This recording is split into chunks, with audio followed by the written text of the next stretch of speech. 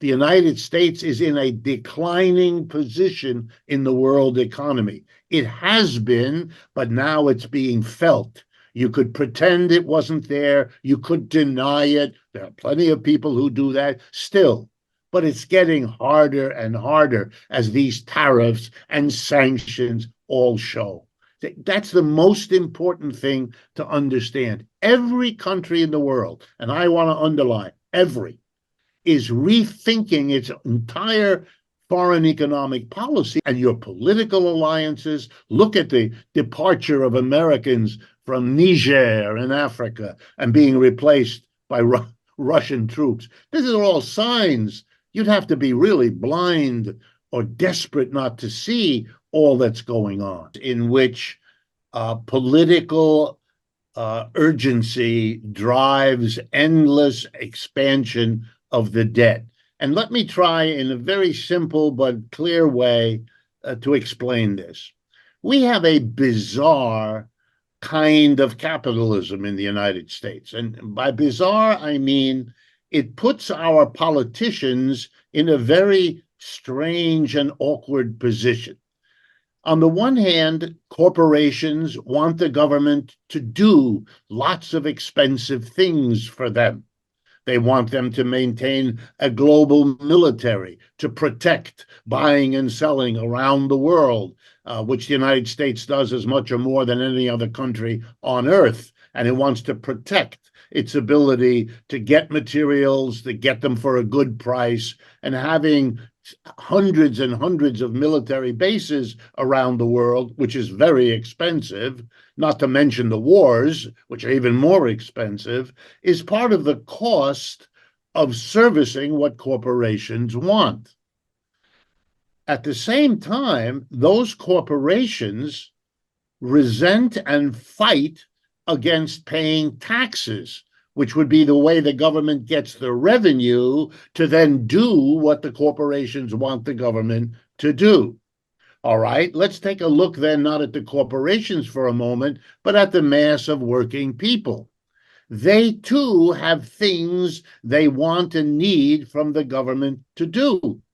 Everything from Social Security and Medicare to maintaining the roads, to helping finance schools, education, hospitals, and all the rest. And like the corporations, the mass of people don't want to spend the taxes to pay for all of that. So we have corporations and working people, both of whom put demands on the government to do things which cost the government money. And yet, at the same time, the corporations and the mass of people don't want to pay taxes. Last point, the corporations have enormous wealth to get the government to do what they want, and the mass of people do not. That is, nobody has so far organized the mass of people to put together the amount of money that might someday enable them to influence the government. But right now, and for most of the history of capitalism, the division of the income in a society between corporations and the people, and between rich and the mass of people, puts the overwhelming bulk of the wealth in the hands of corporations and the rich. And now what everybody knows who's honest, the corporations and the rich have been very successful in removing the burden of taxation off of themselves and onto the mass of people. This has been going on for the last century. And now here comes the point. After a certain level, the mass of people revolt. They say we will not pay more taxes. They make it impossible for politicians to keep doing what they've been doing, which is shifting the burden. For example, in case people are not familiar, we used to rely on the income tax, which is a progressive tax. The higher your income, the higher the percentage you have to pay. Then, when corporations were strong enough, they got that changed. half of what the government raises now is money off of Social Security, withholding from the weekly check of an American. That's not a progressive tax. That does not go up in percentage as you get richer. In fact, if you earn more than $160,000 a year, which rich people in this country do, you don't pay on what's above 160,000. Only the average people pay. So look at how successful corporations and the rich have been in shifting the taxes, but they can't anymore. The mass of people won't allow it. They vote out anybody who raises their taxes. Okay, now the politicians are in a jam. The corporations and the people demand services, but they can't squeeze more taxes out of the masses, and the corporations and the rich have basically bribed their way out of paying much in the way of taxes. So what is the government going to do? What do the politicians do? Answer: they borrow money. The way they keep spending on the corporations and on the people is not by taxing, but by borrowing the money. And that's why the borrowing is getting bigger and bigger, and all the national debt is the accumulation of annual deficits over the years, and they're going crazy now because the government, desperate to hold on to political power, is spending money like there's no going out of style. The most impressive example, funding the war in Ukraine. Huge amounts of money simply spent out, funding the Israeli activity in Gaza, which we are also doing in the form of military supplies that are effectively given to the Israelis at little or no cost. So wars, military expenditure, everything is being spent without the ability to make the beneficiaries of that spending pay for it in taxes, because it's impossible for the politicians to survive if they would dare do that. If you tax corporations and the rich, they will fund whoever runs against you in the next election. So you're gone. And for the mass of people, they are so stressed right now that if you tax them an inch more, you really will have a popular revolt. It's a sign that American capitalism is in a very bad place. We are not the great economy our political leaders would like us to believe, neither Republicans nor Democrats. We are in very serious trouble, and one measure of that is that this political absurdity of our politicians having to borrow more and more because they don't have the courage to tax means that we are in the situation you described. We are loaded up with debt in a way that we used to identify with countries that were in trouble economically around the world. Now we don't hear that so much because it applies to us in terms of the ratio of the debt to the national income. And make no mistake, the debt matters. People who are seeing this explosion are trying to calm the American people. Well, it's not so important. Most of the debt is a debt of the government, the Treasury, to the Federal Reserve, which is another part of the United States government. All of that is true, but it is not relevant. It's not relevant because in the end, the government has to raise the money to pay the interest on this enormous debt. And that means more and more of the money you and I pay in taxes in the United States is not going to give us a useful service. It's going to pay off whoever lent money to the government. And here's the last step. The fundamental injustice of the national debt is often overlooked. Who lends money to the United States government? The minute you understand this, you will see it's rich people and corporations, and to some extent, foreign corporations and foreign governments. The mass of people are not in a position, they don't have any extra money to lend to the government, so they don't. The mass of people pay the taxes that are used to pay the interest to corporations and the rich who are in a position to lend to the government. If you see that, here comes the punchline of punchlines. You will understand that when the politicians borrow money, they are doing an enormous service to corporations and the rich, because they're basically saying to them, we will not tax you. Instead, you shall take the money that we could have taken from you in taxes, and instead we will borrow it from you. And after a few years, we'll give it back to you. And during that time, we'll pay you interest on the money that we've borrowed from you. So for corporations, this is a no-brainer. Of course, it's better to have the government borrow from you than to tax you as corporations and the rich. So that's why they tolerate it. And that's why the mass of people, even if they don't understand the economics, understand they're being ripped off. And the deficit is a mechanism for ripping off the mass of people who pay the cost of it, whereas the benefit goes to the corporations and the rich, who are the only ones to be able to lend to the government. One last point. Foreign governments are also able to lend money to the United States government. And most of the people watching this program probably don't know that the two largest lenders to the United States government are Japan and the People's Republic of China, ranking 1 and 2 among foreign lenders. China has somewhere around $800 billion lent to the United States government. That is money that the Chinese lend to the United States government, which the United States government can and does use in part to fight a war in Ukraine where China is helping the Russians. If that sounds like a strange arrangement, welcome to modern capitalism. This might strike you as even stranger.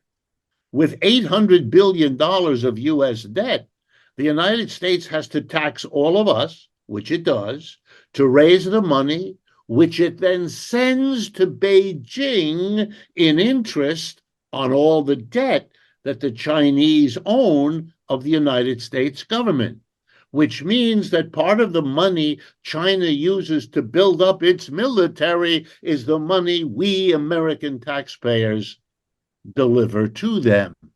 It's the way capitalism has organized the world, and it's not the least of the absurd contradictions that this system is living with and imposing on all of us. Okay, let's talk about that. The first thing is to remember, very simply, that putting tariffs on a vast array of products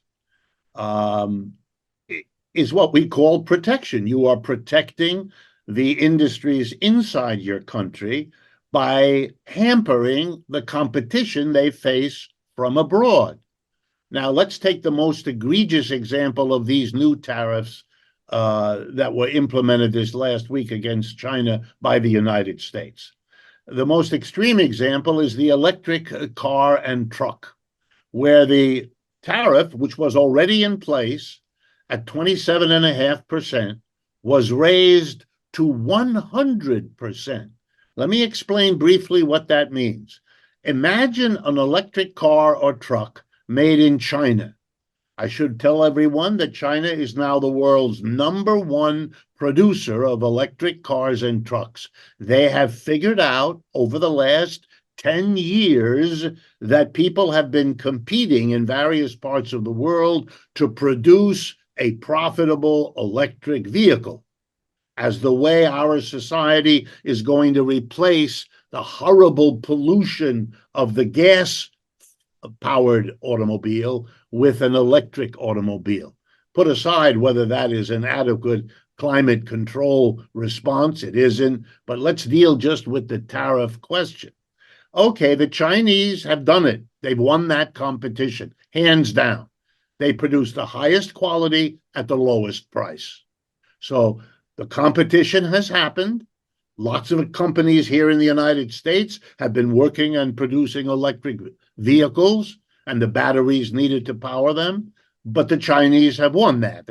Their system, which you can think about, has been able to mobilize their scientific talent, their technology, their corporations, private and public, and they've won the competition. So if the world were going to buy the best, cheapest electric vehicle, we would all be buying Chinese. Much of the world is doing that, including Europe, where the Chinese cars and trucks, you see them on the road, not a problem. But no American sees them. Why? Because the 27.5% tariff means that whatever the Chinese charge for their trucks, electric trucks and cars, you have to pay that price to the Chinese if you were an American, plus 27.5% going to Uncle Sam as the tariff. That prices the Chinese out of the American market. You're going to make this even worse because Americans know and have told our government that the Chinese continue to improve their technology so that they're going to be even cheaper and even better than the Americans and others competing with them are likely to be for years into the future.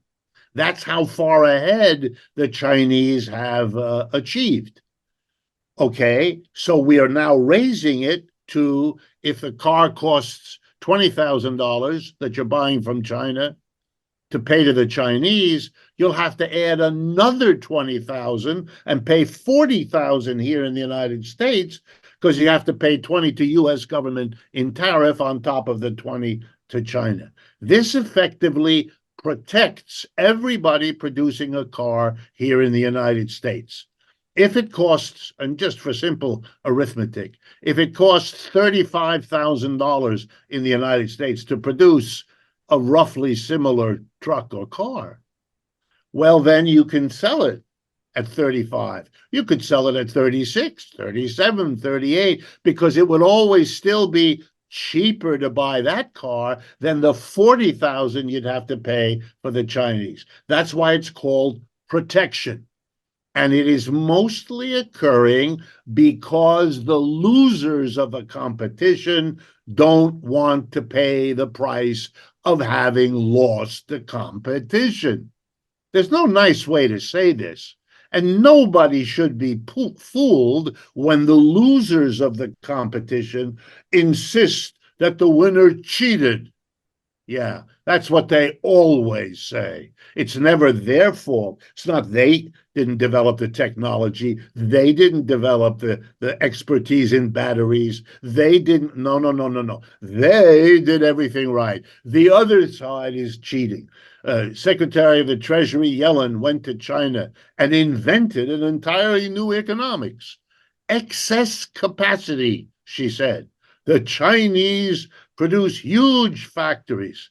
Of course they do. That's how they achieve their efficiency. It's called economies of scale. It's something we teach economics students in the first year. If you produce a lot of something, you can bring down the cost per unit of what you produce. So you always build in excess capacity. Competitive enterprises do it all the time. It's part of American economic history. She's just counting, Ms. Yellen is, on people not understanding these basics, and so finding this to be some sort of argument as if the Chinese have cheated.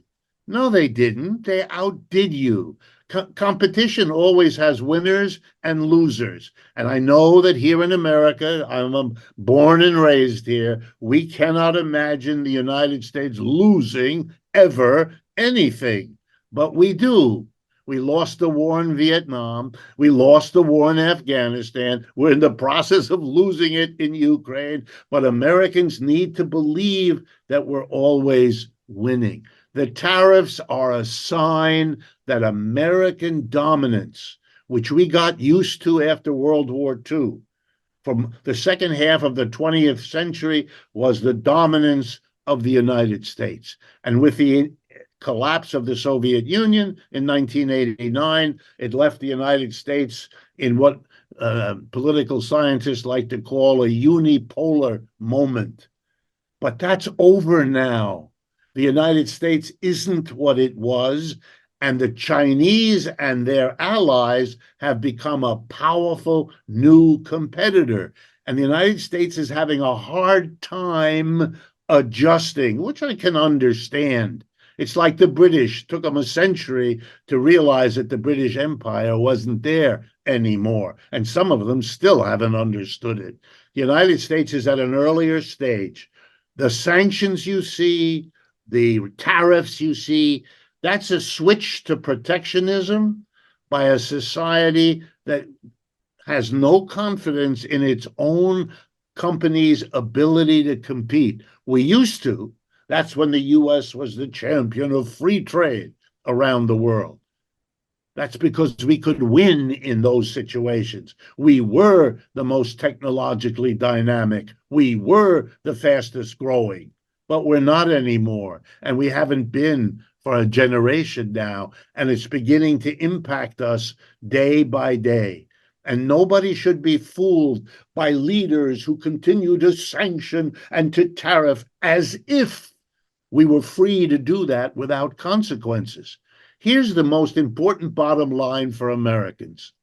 If you raise the price of the tariff, if you raise the cost of imported goods, whether they are solar panels or semiconductor chips or electric vehicles or any of the other items, if you put a tariff on them, it means everything coming in from abroad costs much more, which allows the American competitors to charge more than they could have ever gotten away with if they had had to compete. And if everybody does that, you know what that contributes to? Inflation. We're supposed to be a nation worried about inflation. Tariffs are inflationary, and they always have been. And so the irony here is you're flailing around. This is mostly political posturing. Mr. Biden is worried about voters in Michigan, which is where a lot of automobiles that burn gas are produced. So he's going to say, I'm protecting your job. Look, the inflation is pricing people out of the supermarket, out of the department store across America. That means fewer jobs in supermarkets and fewer jobs in department stores. And those lost jobs are more in number than the ones you're protecting in the auto industry.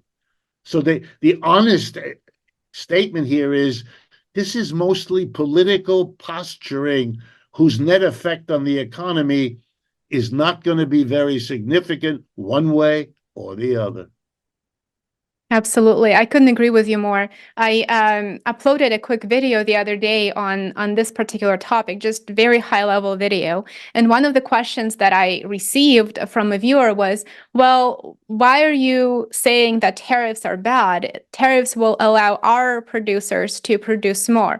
But you just summed up the effect that these tariffs will have on consumers and businesses so well. And I think what you just said answers that question just very, very directly. Thank you, but let me amplify it a bit more. The price of electric vehicles here in the United States will either be the $40, to use my example, that we have to give to China, 20 to China for the car, 20 to Uncle Sam for the tariff, or we will have these artificially protected high prices for electric vehicles produced here. But now keep in mind, in the rest of the world, our competitors can buy the cars they need, the trucks they need at $20. They buy it from China, the best and the cheapest.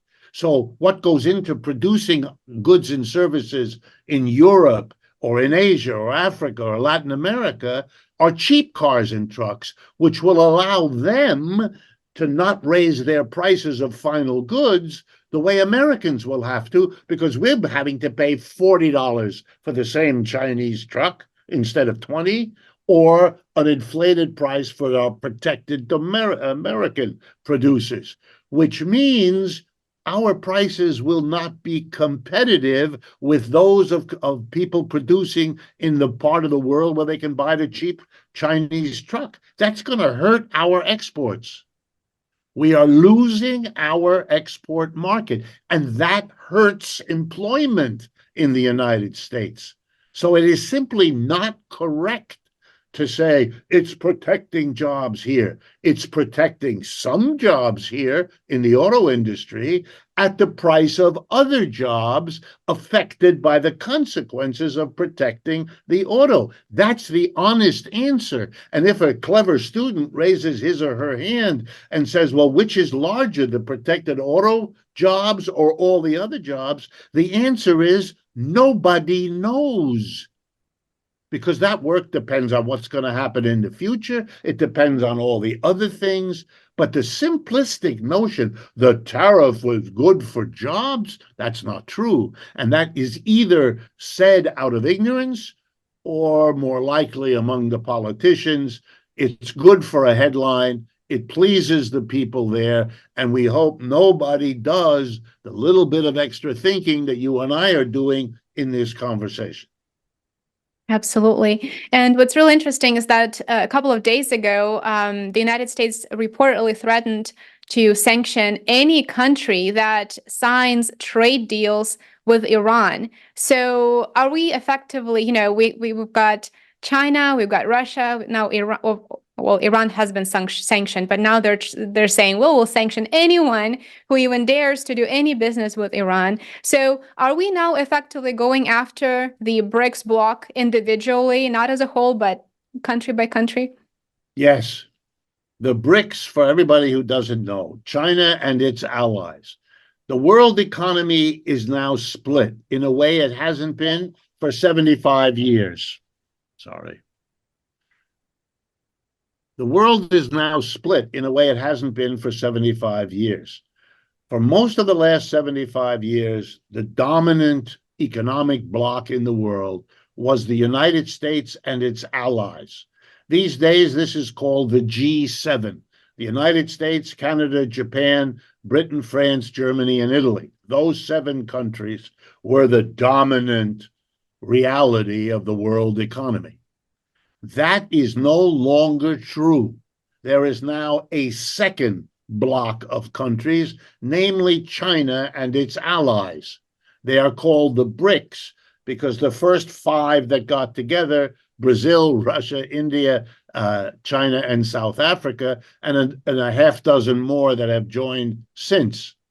To give you an idea, as of 2023, last year, the total GDP, the total output per year of goods and services in the G7 was around 29% of the total output of the world.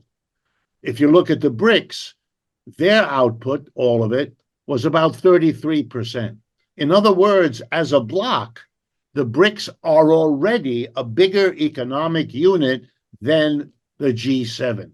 That is a momentous change. And it's a gap getting bigger with each passing year. They were roughly equal in 2020. They're already significantly far apart in 2023. It's going very fast. The United States is in a declining position in the world economy. It has been, but now it's being felt. You could pretend it wasn't there. You could deny it. There are plenty of people who do that still. But it's getting harder and harder as these tariffs and sanctions all show. That's the most important thing to understand. Every country in the world, and I want to underline every, is rethinking its entire foreign economic policy to take account of the fact that there are now 2 power blocks. If you need to improve your exports or your imports or get a loan or get investment, you don't just go to London or Paris or New York. You can now go to New Delhi, or you can go to Beijing, or it's a whole new world.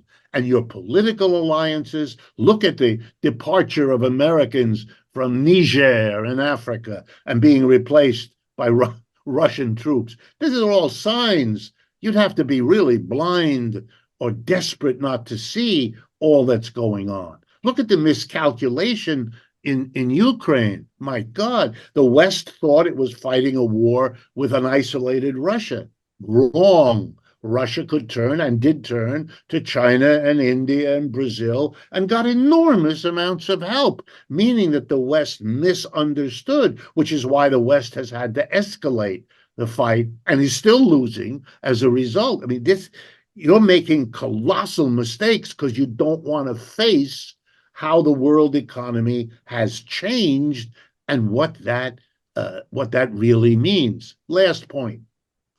There are many studies, many books, articles about sanctions, like the one you mentioned. If anybody trades with Iran, well, then. Okay, this is lovely. You know what this means? Very little. Countries that were trading with Iran will now make an arrangement. They will make an understanding with some third country. We're going to ship what we used to ship to Iran to you. You have a relationship with Iran that is different from ours. You are too important for the United States to bother with, so we'll work through you.